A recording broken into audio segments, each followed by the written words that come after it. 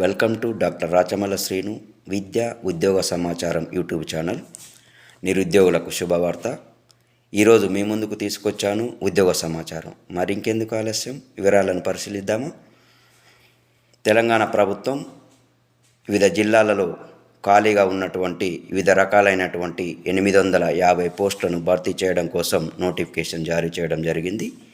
మరి ఈ యొక్క పోస్టులను కనుక పరిశీలించినట్లయితే ఆయా పోస్టులలో 319 ఆఫీస్ సబార్డినేట్ పోస్టులు గాను, 159 జూనియర్ అసిస్టెంట్ పోస్టులు గాను, 95 ప్రాసెస్ సర్వర్ పోస్టులు గాను, 63 కాపీయిస్ట్ పోస్టులు గాను, 61 ఫీల్డ్ అసిస్టెంట్ పోస్టులు గాను, 49 ఎగ్జామినర్ పోస్టులు గాను, 42 టైపిస్ట్ పోస్టులు గాను, 36 రికార్డ్ అసిస్టెంట్ పోస్టులు గాను, అదేవిధంగా 35 స్టెనోగ్రాఫర్ గ్రేడ్ 3 పోస్టులు గాను నిర్ణయించడం జరిగింది.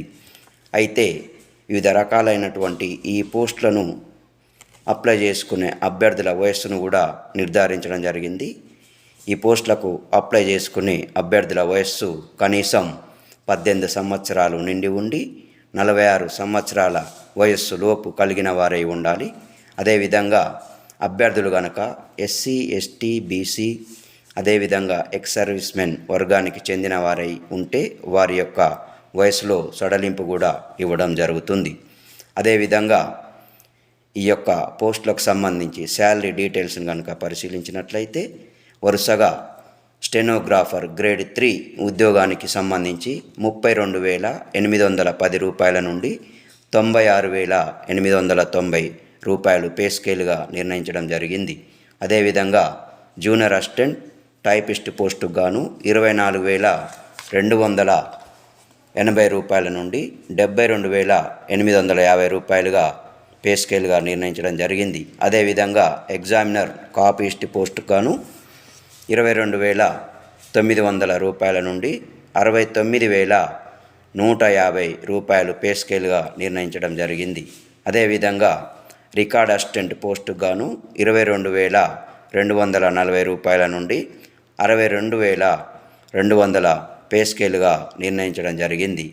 ఆఫీస్ సబార్డినేట్ పోస్టుకు గాను 19,000 రూపాయల నుండి 58,830 రూపాయలు పే స్కేలుగా నిర్ణయించడం జరిగింది.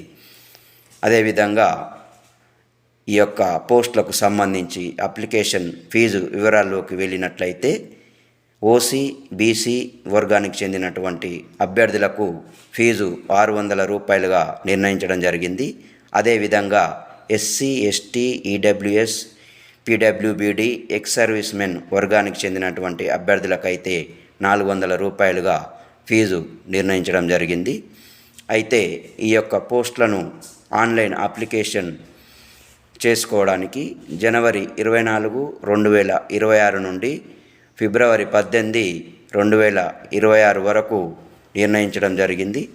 మరి ఇంకెందుకు ఆలస్యం, వెంటనే అర్హత గల అభ్యర్థులు త్వరపడండి. మీ ఆశల సాకారాన్ని నెరవేర్చుకోవాల్సిందిగా కోరుతున్నాను. Best of luck.